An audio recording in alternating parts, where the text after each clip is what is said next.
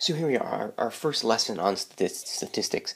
I'm not going to lie, I used to hate statistics, and I'm still warming up to it. But I think as I've taught this stuff more, I've come to realize that statistics and probability are completely different things. And statistics is incredibly valuable because it's sort of the study of the representation of data.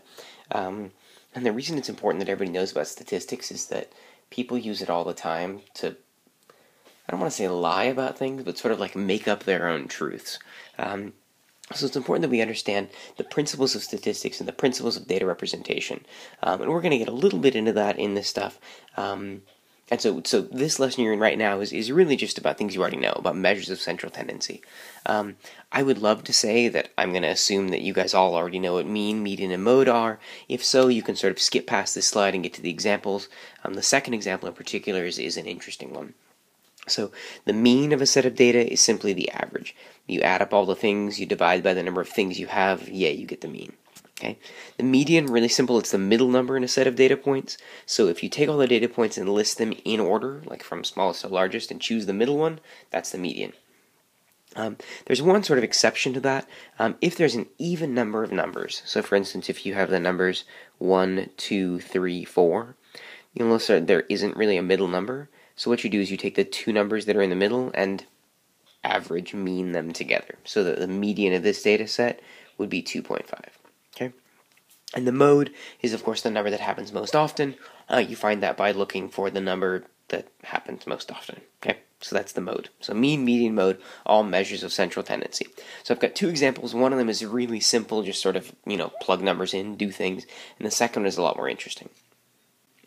So in this first example, take a look. We've got a set of data. I want us to find the mean, median, and mode of the set. Right? So first we can look at finding the mean.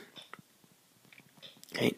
To find the mean, we simply add up all the numbers that we have there. So let's see here. This is 8. This is 6, 5, and 5. This is often how I do things like this. These two things add together to be 14, and these are 10. So in total, I end up with 24. Out of a total of, let's see, 1, 2, 3, 4, 5, 6, 7, 8 data points, so 24 over 8. So the mean of this set of data, let's see, I can simplify that, that's 3. Okay, so the mean is 3. Fantastic. What about the median? Well, in order to compute the median, we have to take all the data and put it in order.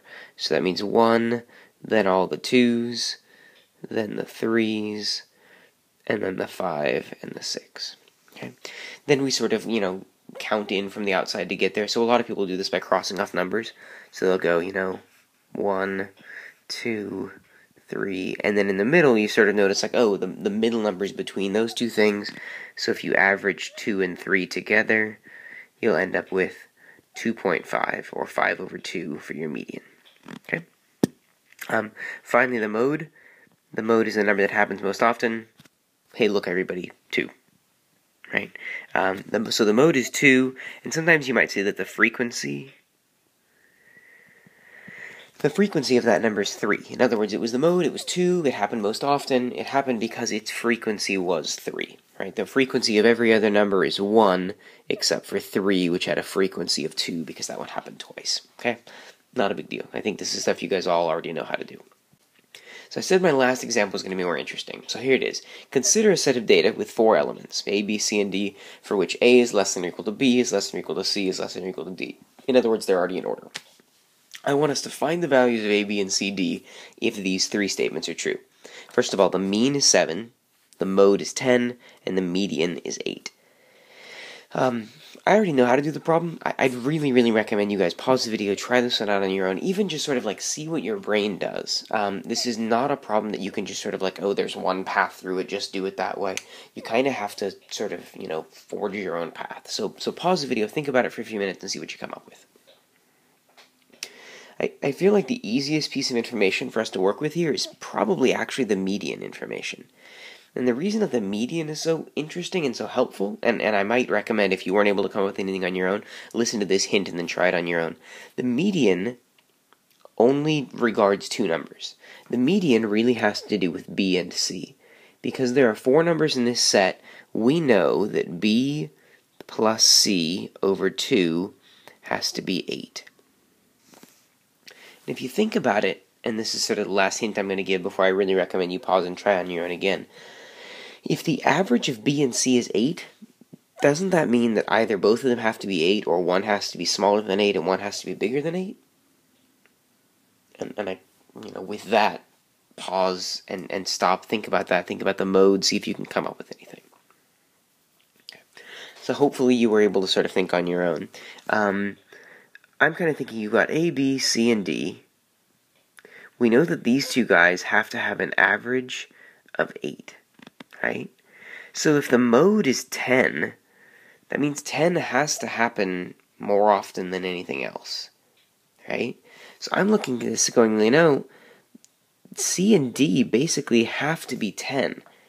I can't see any other possibility, right? And what's more, this one can't be 10. If these were both 10, the average wouldn't be 8, right? So we know these two things have to be 10, but then wait a minute, if the average of these two numbers has to be 8, then that means that this number here has to be 6, right? Because we need to have 6 plus 10 being 18, and then divided by 2. I'm sorry, 6 plus 10 being 16. Sorry, divided by 2 being 8. And now that we've got those things, my last component tells us that the mean of the data has to be 7. The only thing left is A. And then it shouldn't be hard for us to get that, right? We know that A plus 6 plus 10 plus 10 divided by 4 has to be 7.